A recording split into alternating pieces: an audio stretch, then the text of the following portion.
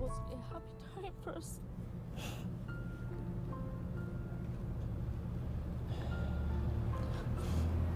Looking forward to my first grandbaby.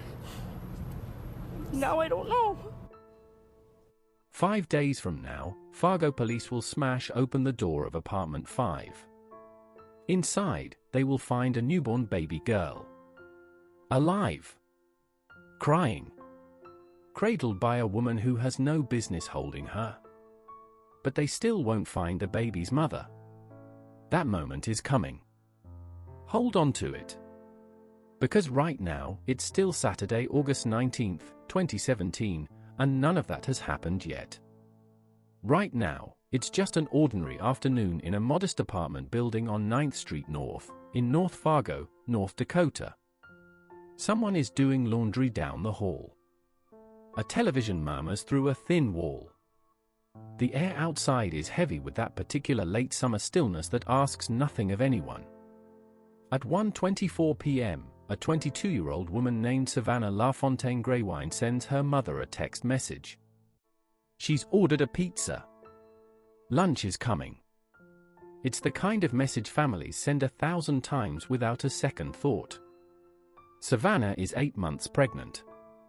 She is weeks from becoming a mother for the first time, and by every account from the people who loved her, she's counting down those weeks with excitement, not fear. Sometime after that text, she tells a family member something else. She's going upstairs, just for a few minutes, to help a neighbor with a sewing project. A dress needs altering. She walks out of her apartment. She climbs the stairs. She knocks on a door belonging to a woman she knows mostly in passing, a neighbor named Brooke, who lives in apartment 5 with her boyfriend, William Hoehn. The pizza arrives downstairs. Savanna doesn't come down to eat it. She is never seen alive again. So what happens in the time between that knock and that newborn baby being found 5 days later? Why did 2 separate police searches of apartment 5 that same night turn up nothing at all? How does a missing persons case grow into a search involving 35 detectives, search planes, river boats, and hundreds of volunteers combing farmland for a woman who, by then, is already gone? And what is it about this case that will eventually reach the floor of the United States Congress? This is the story of Savanna Greywind. It doesn't begin with violence. It begins with a text about pizza and a 5-minute favor for a neighbor. It will take her whole life instead.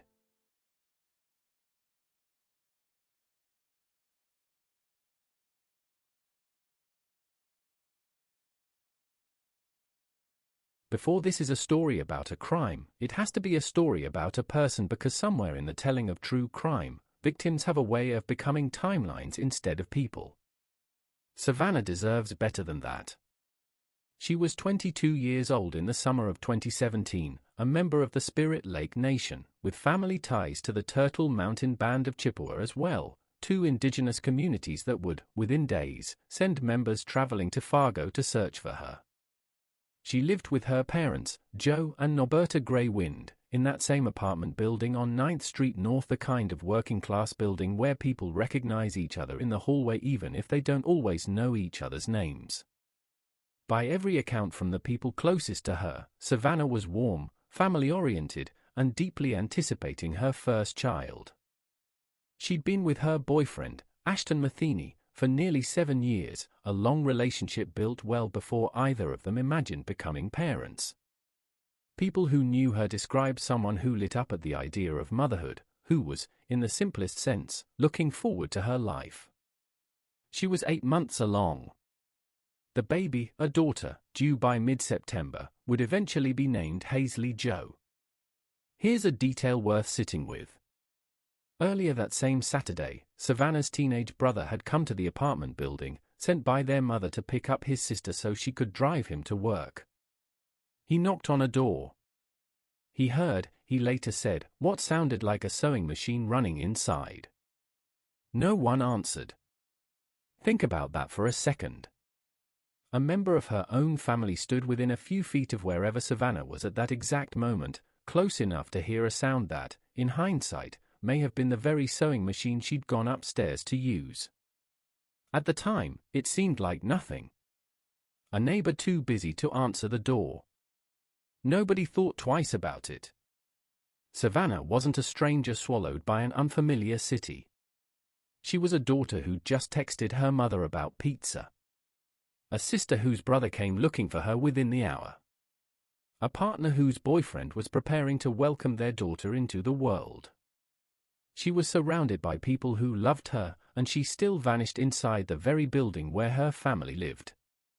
Advocates and reporters who later covered this case would note that Savanna's disappearance fit into a much larger, painful pattern: Native American women going missing or murdered at rates wildly disproportionate to their share of the population, with cases that too often move slower, get less coverage, and receive a weaker institutional response than they did. That question would hang over this case for days. And the answer, when it finally came, would be almost unbearable in how simple it turned out to be. Here's the timeline, and it matters down to the minute, because for years afterward, attorneys on both sides will pick apart these exact moments in front of juries trying to determine who knew what, and when. 1:24 p.m., Savanna texts her mother about the pizza. Around this same window, she tells a family member she's heading upstairs to help Brooke Cruz with a sewing project, trying on a dress that needs altering. Cruz lives in apartment 5 with her boyfriend, William Hoehn. Savanna goes upstairs. 2:33 p.m., a little over an hour later, Norberta Greywind texts her daughter. No response. Norberta will later tell investigators that sometime in this window, after 2:33 but before 2:40, she sees William Hoehn arriving back at the building. By 4:30 p.m., with no answer from Savanna and no sign of her coming back down, Norberta knocks on the door of apartment 5 herself. She's told her daughter left around 2:30 that afternoon. But that doesn't add up. Savanna's car is still parked outside. Her wallet is still in her own apartment. Her phone has gone completely silent. At approximately 4:30 p.m., Norberta calls the Fargo Police Department to report her daughter missing. Now watch what happens next, because this is where the case should have broken open, and didn't. Shortly after 5 p.m., officers arrive and conduct a consensual search of apartment 5. They walk through the rooms. They look around. They find nothing suspicious. They leave. Later that same night, at approximately 10:30 p.m., police come back and search the apartment a second time. Again, nothing. 2 searches. 2 walkthroughs of the exact apartment where Savanna was last confirmed to be. And twice, officers walk out the door having found absolutely no indication that anything was wrong. For Savanna's family, the hours crawl by with no daughter and no answers. A heavily pregnant woman has vanished from inside her own apartment building on an unremarkable Saturday, and by midnight, there is still no explanation. Somewhere inside the building, the truth was sitting in plain sight, behind a door police had already opened and closed twice. The Greywind family had no idea, yet, just how literally true that was. More searches of that apartment would follow over the coming days. Police would return there again before the weekend was through. And each time, officers would walk back out, no closer to the truth than before, while, just beyond the wall of that very apartment, a baby who didn't exist yet, according to anyone's official record, would soon be very real and very much alive. What follows is one of the largest missing person searches Fargo, North Dakota had seen in years. Within days, Fargo Police Chief David Todd would describe the scale of it: 35 detectives, 4 sergeants, 2 lieutenants, a deputy chief, patrol officers, KE9 units, multiple aircraft, and watercraft, all devoted to finding one missing woman. Volunteers arrived from across the region. Members of the Spirit Lake Nation and the Turtle Mountain Band of Chippewa traveled to Fargo, walking fields as far east as Glendon, Minnesota, and as far north as Buffalo, North Dakota, scanning ditches, tree lines, and waterways for any sign of her. Flyers with Savanna's photograph spread fast across social media. Native American advocacy groups, including the Fargo Native American Commission, pushed authorities for a faster, louder public response, a demand rooted in a painful history where missing Indigenous women had too often been met with institutional silence. But here's what almost nobody searching those fields knew: behind the scenes, police were already watching someone. Chief Todd later revealed that investigators were running constant surveillance on certain individuals and chasing several working theories, including the unsettling possibility that Savanna was being held somewhere against her will, or that her unborn child had already been removed and might still be alive. Sit with that for a second. Somewhere inside this investigation, before the public had any idea, someone had begun to suspect something far darker than a simple disappearance. But a theory isn't proof, and proof was exactly what this case didn't have. Days crawled by. Norberta Greywind later said she'd begged investigators from her very first phone call that something was wrong, that they needed to act immediately. Still, no body, no confirmed sighting, no break. Searchers kept working the same kind of terrain that swallows evidence easily: drainage ditches, dense brush, water channels winding for miles before reaching the Red River. Volunteers who had never met Savanna spent their weekends wading through tall grass on the simple hope that they might be the ones to bring her home. For 4 straight days, that hope had nothing to hold on to. This case could have stayed unsolved indefinitely. It nearly did. Then, on Wednesday, August 23rd, 4 days after Savanna vanished, something shifted. It wasn't a forensic breakthrough. It wasn't a tip from a witness who'd seen something suspicious. It was something far smaller and far more careless.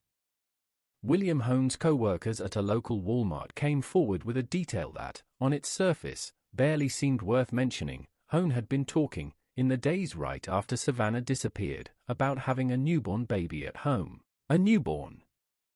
Days after a heavily pregnant woman had vanished without a trace. Up to this point, Brooke Cruz and William Hoehn were, to investigators, just the neighbors. The last known destination. The apartment that had already been searched twice on the night Savanna disappeared, and cleared, both times, of any suspicion. But pull back the curtain a little further, and the picture starts to look different. At some point before that August afternoon, Cruz had told Hoehn she was pregnant. It wasn't true. Investigators would later establish that the claim was a lie, told to keep Hoehn from leaving the relationship. According to her own later testimony, Cruz said she came to half believe her own fabrication, convincing herself her due date was sometime in mid-August 2017. Mid-August. The exact month Savanna disappeared. Now think about what that means. A woman, faking a pregnancy that's about to come due, with no actual baby to produce, living one floor above a woman who is genuinely, visibly, 8 months pregnant. In the days right after Savanna vanished, small inconsistencies started accumulating around apartment 5, the kind of details people notice but don't think much of at the time. Savanna's aunt, Tarata Silk, later recalled that a co-worker of Cruz had mentioned, just a week earlier, that Cruz was about to have a baby, and that he found it strange, because she didn't look pregnant at all. Didn't look pregnant. Said she was due any day. But strange comments like this were quietly piling up around that apartment, even while the apartment itself, across multiple visits in those same days, kept passing inspection. Who was Brooke Cruz, really, to the people around her? The public record paints her less as an obvious monster and more as someone who had spent months constructing an elaborate fiction, maintaining a lie about a pregnancy convincing enough that co-workers, neighbors, and eventually she herself treated it as real. That's an entire social performance, sustained at work, in her relationship, possibly even in her own mind, that needed an actual baby to eventually resolve itself. When her fabricated due date arrived in mid-August with nothing to show for it, that fiction had nowhere left to go but somewhere unthinkable. Because here's the detail that should unsettle you: in total, across the night Savanna vanished and the days that followed, police searched apartment 5 for separate times, once just after 5 p.m. on August 19th, again around 10:30 that same night, and twice more over the following weekend. For separate walkthroughs. For times, detectives left having seen nothing that suggested a crime.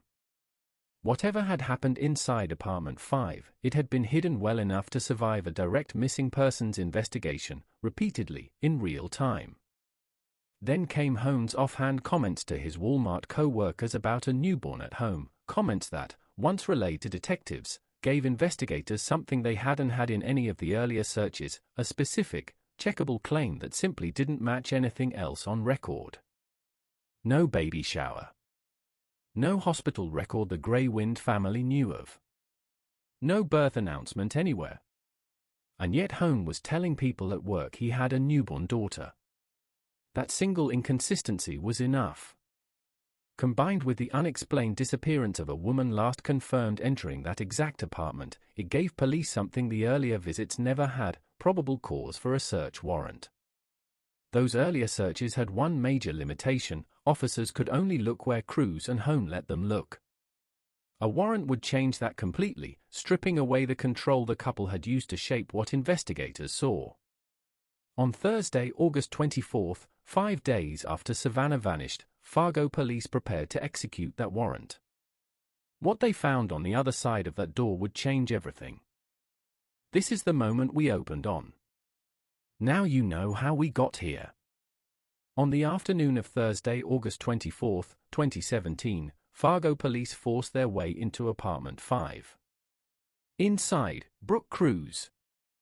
And a newborn baby girl. Alive. Picture what that means for detectives who have spent 5 sleepless days searching fields, rivers, and farmland for a missing pregnant woman. A living infant, inside the apartment where she was last seen, answering one question and detonating 100 more. Whose baby is this? Investigators move immediately to interview Cruz and Hoehn. According to Chief Todd, those interviews indicate the baby is, in fact, Savanna's. The infant is rushed to Sanford Hospital and placed under the protective custody of Cass County Social Services while DNA testing is arranged to confirm what everyone already fears. The results come back unequivocal. DNA confirms the baby is the biological daughter of Savanna LaFontaine Greywind and Ashton Matheny. Stop and consider what that actually means. There was no hospital record of this birth. No midwife. No documented delivery anywhere. A baby who simply appeared inside the apartment of 2 people with no biological connection to her, and she is, without question, Savanna's daughter. So if the baby is here, where is Savanna? And here's a detail that, even now, is hard to fully absorb. During the days the baby was hidden inside that apartment, Cruz had been seen out in public with her, even bringing the infant to a Walmart late at night.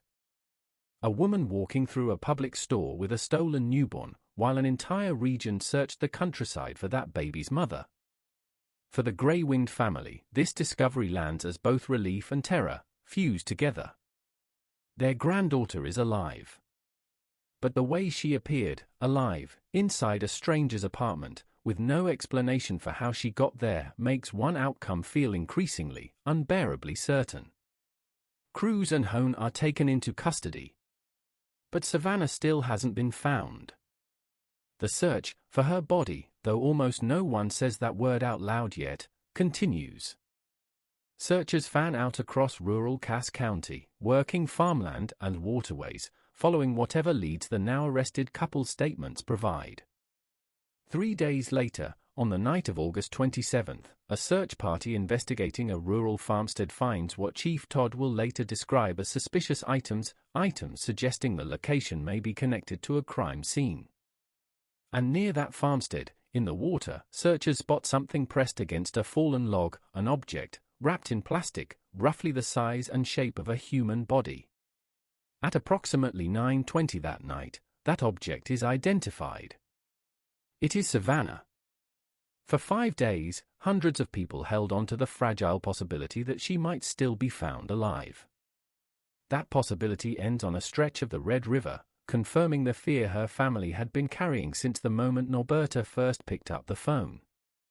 What remains now is the question this entire story has been circling, not whether something terrible happened inside apartment 5, we know that now, but exactly what happened, and exactly how two people, living one floor above a family that trusted them, pulled it off and kept it hidden for 5 straight days. What follows comes directly from court testimony, guilty pleas, and trial evidence, what the people who were actually there said happened, under oath. According to testimony Brooke Cruz herself later gave in court, she lured Savanna to apartment 5 with the same story Savanna had told her own family, help with a sewing project.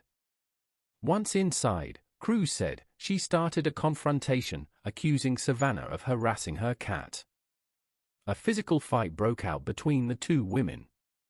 Cruz testified that Savanna was knocked unconscious during the struggle, hitting her head on a bathroom sink as she fell. And it's at this exact moment, Savanna unconscious on the bathroom floor, that Cruz made the decision that defines the rest of this case. While Savanna was incapacitated, Cruz cut her unborn baby from her womb. The coroner who later examined Savanna's remains determined her actual cause of death was either blood loss or strangulation, meaning, contrary to any version where the fall alone killed her, further violence followed that initial injury. Testimony from Hoehn's trial, later repeated by Judge Tom Olson at his sentencing, described Hoehn asking, after entering the apartment and finding what Cruz had done, whether Savanna was already dead. Cruz, according to that account, said she didn't know. Hoehn then, according to the same account, tied a rope around Savanna's neck. The precise sequence of who did what, and when, would later be argued fiercely across 2 separate legal proceedings reaching 2 very different conclusions. But the outcome wasn't in dispute. Savanna Greywind did not survive the attack inside that apartment. What happened next was concealment, methodical and cold. According to testimony and Hoehn's own admissions, the two of them hid Savanna's body in a bathroom closet inside the apartment. Later, they placed her body inside a dresser that had been hollowed out for that purpose, removed it from the building in the early hours of August 21, roughly 2 days after the killing, and threw it into the Red River from a bridge.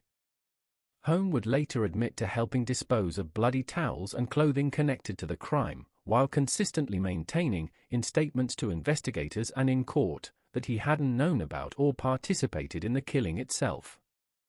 According to his account, he came home that afternoon to find Cruz had already carried out the attack. As for motive, the established record traces it back to Cruz's fabricated pregnancy. She'd told Hoehn she was expecting, prosecutors said, to keep him from leaving, and as her invented due date approached with no real baby to show, she turned to something unthinkable. Prosecutors described the plan as an effort by Cruz and Hoehn to raise Savanna's daughter as their own. It's worth being precise about where the certainty ends. Cruz's account of the fight, the fall, and the cutting of the baby came from her own sworn confession, a confession that became the spine of the entire prosecution. Hoehn's role in the killing itself was never something he admitted to, and a jury would later find there wasn't enough proof to convict him of conspiring in the murder. What he never denied, disposing of evidence, helping conceal the body, hiding a stolen newborn for days while a city searched for her, was enough, on its own, to keep him in prison for 2 decades. How Savanna died is documented down to painstaking detail. Why, what truly passed between 2 people in that apartment on an ordinary Saturday afternoon, and how a lie about a pregnancy escalated into the taking of a life, remains, in its most intimate corners, something only Brooke Cruz and William Hoehn will ever fully know. With Cruz and Hoehn in custody, investigators now had to turn a horrifying set of facts into something that could survive cross-examination, appeal, and the scrutiny of a grieving community. The physical evidence built outward from the apartment itself. Officers who had walked through apartment 5 for separate times and found nothing now returned with the benefit of hindsight and a clear sense of exactly what they were now looking for: blood evidence, signs of a struggle, forensic traces connected to the dresser Hoehn had described throwing into the river. The recovery of Savanna's body from the Red River, wrapped in plastic and, investigators would later describe, duct tape, gave the case its most critical physical anchor. The location where she was found, some distance north of the bridge Hoehn pointed investigators to, helped corroborate his account of how and where she'd been disposed of. DNA evidence connected every essential thread in the case, confirming the baby found alive in apartment 5 belonged to Savanna and Ashton Matheny, and later, confirming that the remains pulled from the river were Savanna's own. Witness statements filled in the rest of the timeline. Norberta's account of seeing Hoehn arrive at the building in the window after her unanswered 2:33 p.m. text helped establish his movements that day. Hoehn's own Walmart co-workers, whose offhand comments about his newborn had cracked the case open in the first place, became key witnesses to what he'd actually said in the days before his arrest.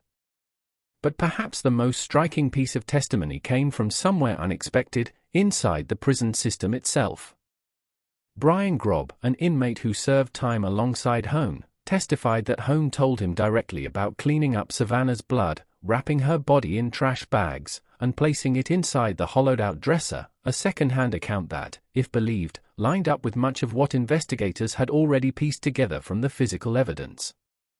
Cruz's own guilty plea and subsequent testimony became, in many ways, the spine of the entire prosecution, a sworn confession connecting the fabricated pregnancy, the sewing project law, the fight, the cutting of the baby from Savanna's womb, and the disposal of her body, into a single, devastating account. By the time prosecutors moved toward formal charges, they had a case built on forensic evidence, DNA confirmation, corroborating testimony, and the defendant's own statements and pleas, strong enough that one of the two defendants would plead guilty before ever facing a jury. The other would not.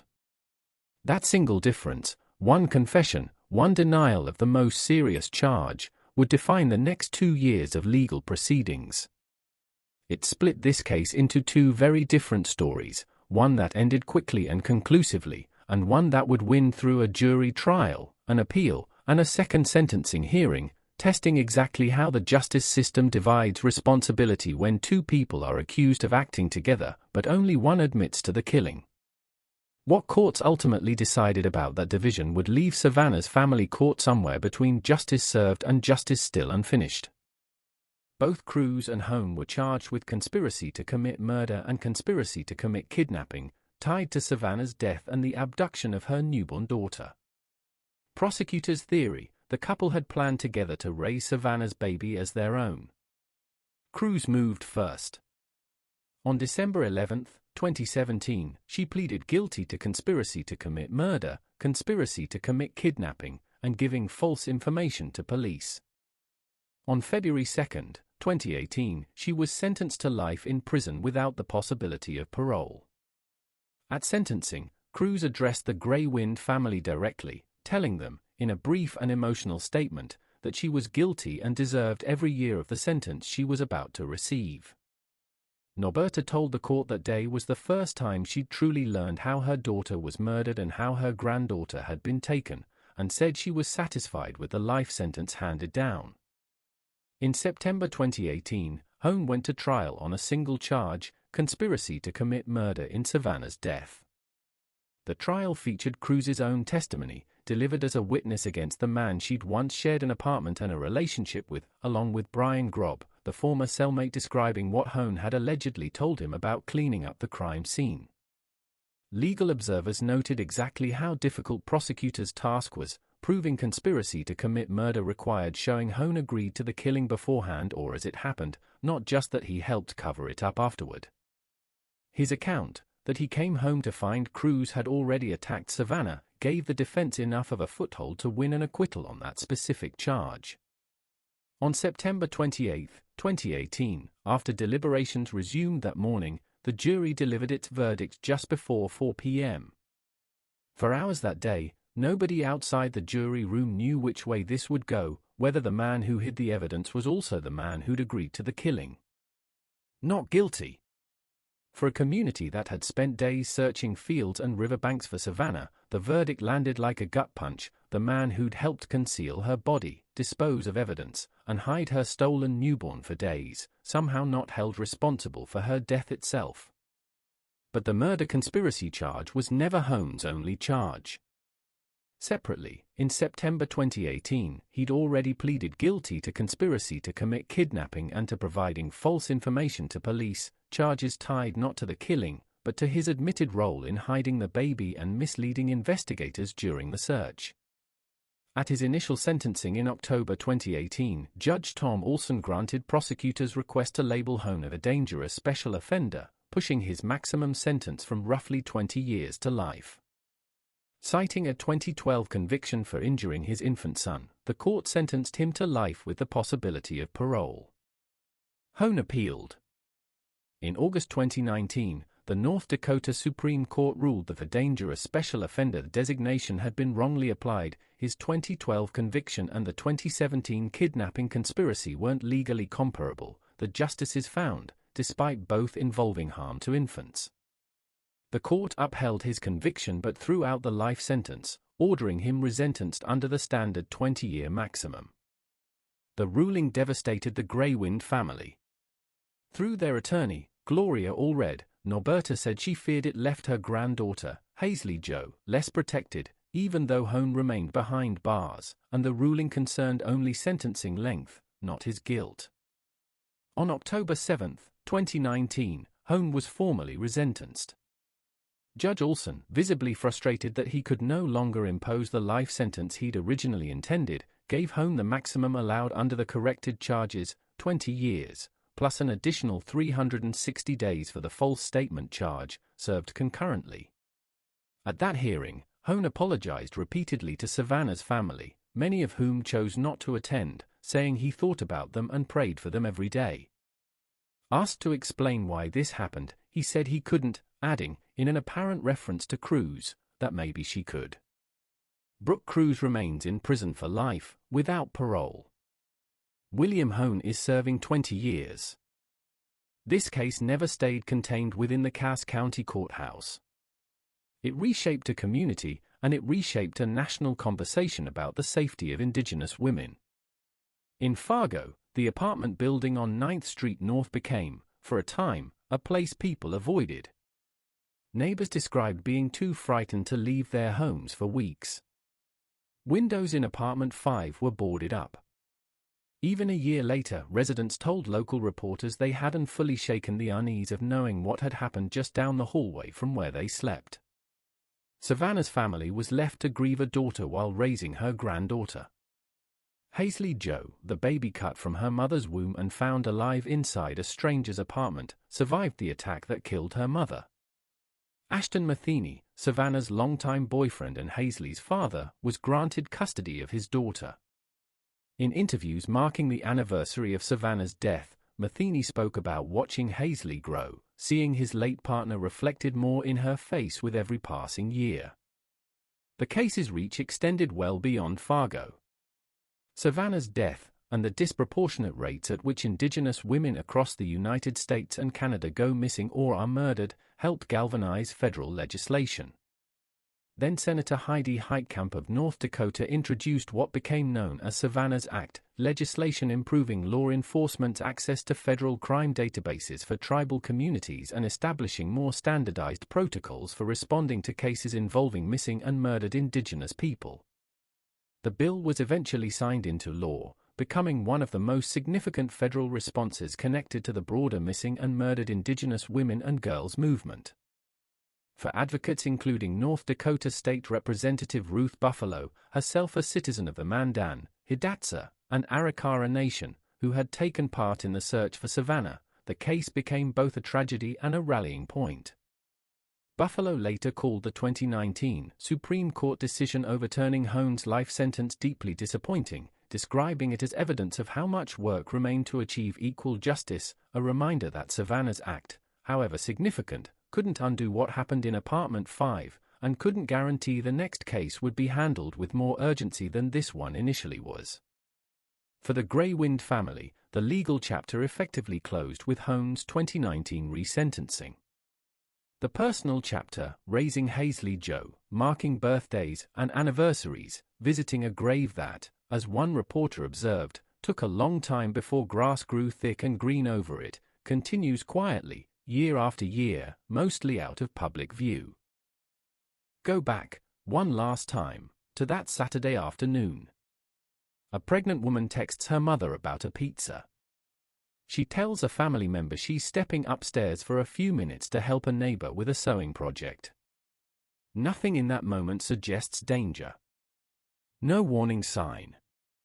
No foreboding silence. Just a small, ordinary favor between neighbors, the kind that happens in apartment buildings everywhere, every day, without consequence. The violence didn't announce itself.